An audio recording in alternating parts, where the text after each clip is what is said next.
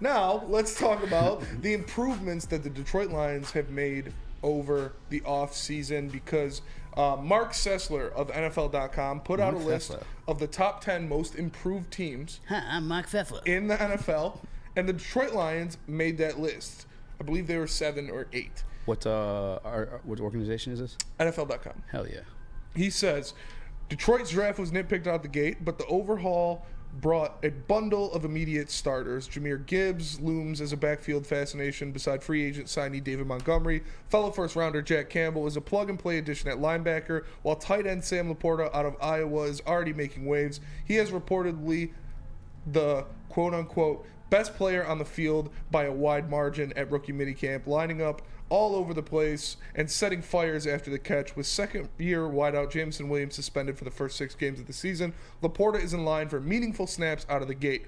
Much-needed help at safety was added via second-rounder Brian Branch and ball-hawking free agent pickup C.J. Gardner-Johnson. With an eye towards tomorrow, the Lions grab quarterback Hendon Hooker out of Tennessee in the 3rd round.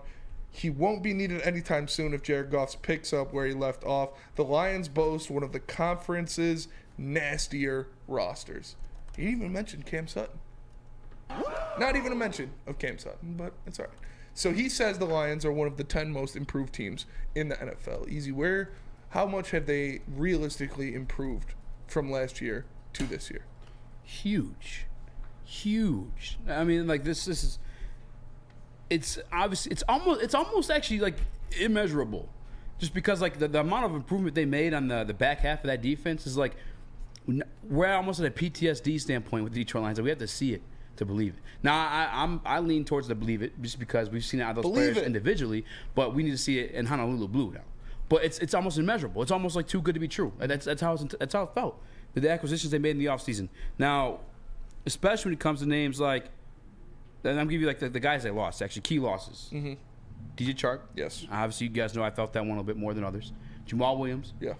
That one you would think would hurt. If I went to you before I even told you like what they added, I told you they lost DJ Chark, Jamal Williams, and the other key losses would probably be Deshaun Elliott. Evan Brown. Yeah. You'd be like down in the dumps a little bit, right? Yeah, that kind of sucks. All right. But then I tell you, okay, well, you just said about Jamal Williams. They added David Montgomery. Yeah, that's an upgrade. Right. Okay, you're sad about Deshaun Elliott a little bit. I understand. They added CJ GJ. Oh, that's a huge upgrade. Yeah. They lost Jeff Okudah, too, though. Oh, they did. They added Cam Sutton. Yeah, that's an upgrade. That is an upgrade. They added that starting quarterback, Mosley, from San Francisco 49ers. Yeah, that could be an upgrade. He's here now, too. Yeah. He's here now, too. Tracy Walker going to be healthy this year. I mean, the additions they made. Oh, Evan Brown. Graham Glasgow. Yeah, well, that's pretty linear. Pretty nice, right? Yeah. I mean, those additions are upgrades. The improvement is A+. If I were to put on a grade, I'm wilding out. That's a little biased there. But B+ to A easily. And that's me just taking my foot off the brake because I don't want to sound like a biased asshole. But like, and that's just free agency. That's not even me like discussing the draft. I don't know that tight end was as much of a need of that. Obviously, the Detroit Lions felt they needed because they set the record last year, franchise record, 12 touchdowns, all time, whatever. But they had Sam Laporta, which obviously I think as an athlete is an upgrade over everybody else in that tight end room. Yeah. I know you feel the same way. Jahmyr Gibbs feels like a bit of a gadget guy, but he's reportedly a better wide receiver than DeAndre Swift, and he also could just play the wide receiver role alone in general. So that's a little dynamic, extra wrinkle in your offense, if you will, that allows you to execute. And I know it's not an off-season addition, but J-Mo feels like one, just because you didn't really get the full J-Mo experience last year either. Well, you're not getting the full J-Mo experience this year either. Shut up, man. That's true. That part does hurt too. And then the Alex Anzalone. Yes, they re-signed him. They gave him what? I think he's like the 17th highest paid linebacker now. Yeah. Which I don't know what the fuck that means in the grand scheme of things. It's like a it's newer, like $6 million a year or something. Newer edition contract. You know how it is. The market's just reset every year. Well, you also upgraded an athlete there too with Jack Campbell, who was lo and behold the best off-ball linebacker in this draft class by many. Not by you and I. Let's admit it. We had your guy. I like Deion Henley. Yeah, Deion Henley over him. Trenton Simpson. I liked the prospect of Trenton Simpson, and there's other guys too. I just didn't really believe in the Jack Campbell stuff, but after looking at the RAS numbers and also just recognizing him as an athlete as an upgrade over Anzalone in itself is going to be like an upgrade for this Detroit Lions defense. So, and the biggest acquisition for me, and this is probably like more of a long run play, maybe another conspiracy of mine, but Hendon Hooker. Yeah. Of course, that's the biggest one for you. It is the biggest one for me because it's beyond like even like Jared Goff observations or what some may call hate. It's also just puts you in a position to where like if you're not willing to come to terms with Jared Goff in terms of like a long-term contract, because I do believe it'll happen at some point. And unless Hendon Hooker looks like absolute trash, I know everyone think, oh, it's a redshirt season. It's going to be redshirt season up until like week 9 or 10. Cause I guarantee you after that, he's probably hopping out of that red shirt and into the roster. I'm letting you guys know that right now. Yeah, you're being told that right now, but I doubt that's the situation that plays out. But you put yourself in a negotiable favor. You know what I'm saying? You're not in a position of weakness when you're having that conversation with Jared Goff. He says, well, I want this, so I'm walking. Walk. Because we got this guy now. Yeah. So from that standpoint, yeah, I think it's easily a B to A+. And honestly, probably the best of any roster, maybe outside the Philadelphia Eagles. Yeah. But maybe even up against them too. Texans. San Francisco, like in terms of like leaps. Leaps. No. Yeah, like leap from like what they were, like offseason. You know what I'm saying? Offseason acquisitions. I guess you throw the Texans in there too. Yeah. But you think the Eagles got better? Yeah. I don't know. Well, that's what I'm saying, because you look at I don't know. They lost CJ, they lost Hargrave. Yeah. Sue. Yeah. They had Jalen Carter, though. Yeah, but... Yeah, you're right. DeAndre Swift, I think that's a huge ad for them. Who had a better offseason than Detroit Lions? Now we're measuring from, like, point A to point B? Yeah, or like it's hard to pick out a team that, on paper, just got better than...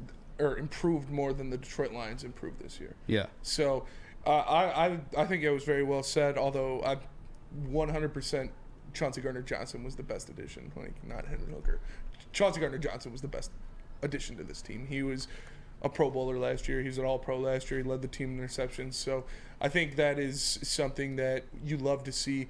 And even not off-season acquisitions, but just improvement of the players already on the roster, like the jumps that we're going to see out of an Aiden Hutchinson, the jump we'll see out of a James Houston, out of a Kirby Joseph, out of guys like that, even a Lee McNeil who transformed his body, like that improvement is something else. Yeah. That improvement is something else you have to factor into that, because as good as the Lions defense played in the last 10 games of the year, they were young still. They had a ton of first-year players. They had a ton of young guys, and now they have guys that have been in the rigors of an NFL season, that have been through a 17-game schedule, and now you throw some veterans on top of it. You throw some very quality veterans on top of it. I can't think of a team off the top of my head that improved more roster-wise and talent-wise than the Detroit Lions week 1 last year to week 1 this year.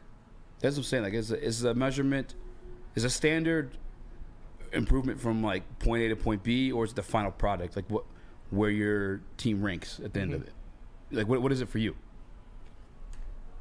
100%. 100%. I think its starting point is week 1. What did this roster look like week 1 last year compared to what it looks like week 1 this year? Because like, only reason why I ask is like I almost want to say the Detroit Lions had the best offseason of any other team in the NFL this year.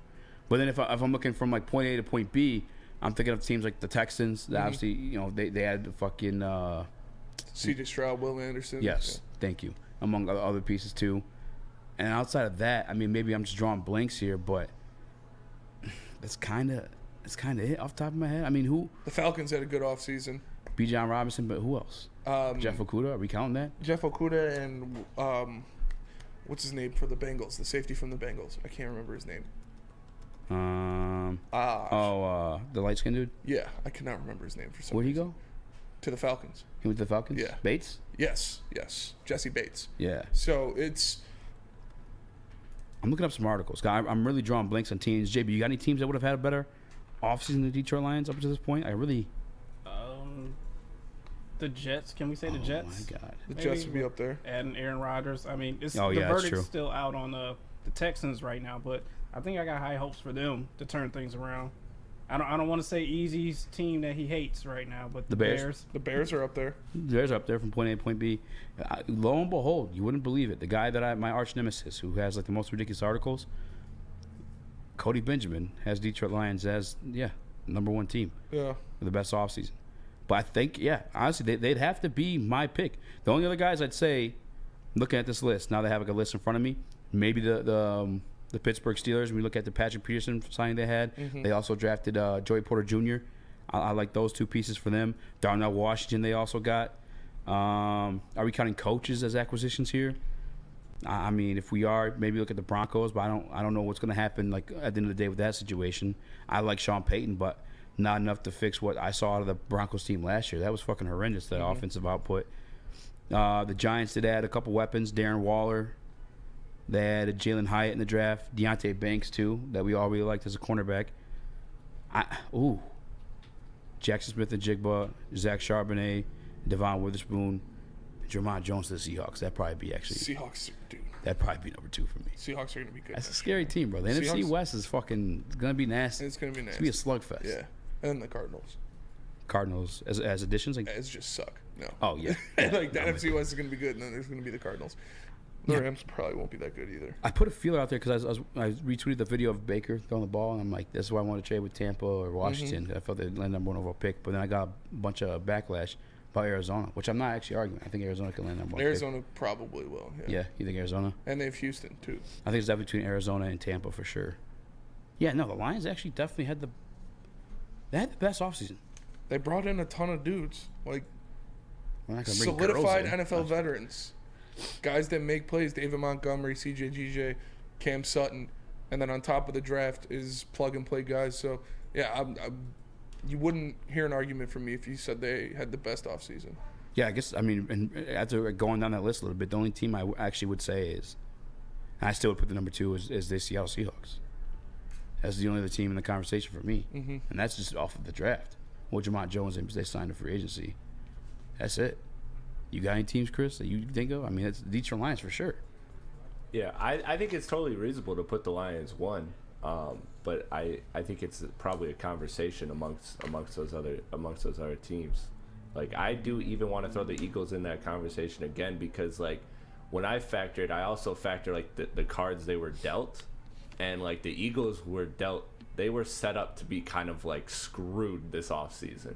And the fact that they rebounded very nicely, I think that should go into account. I think that's, all things considered, I think they had about as good of an offseason as they could have with all of the aging veterans that they had, plus the deals expiring, and they just weren't in a great situation, and they rebounded pretty nicely. So I got to give them credit as well. And real quick before we sneak out of here for the break, you look at a team that finished the season 8-2 with 9 wins.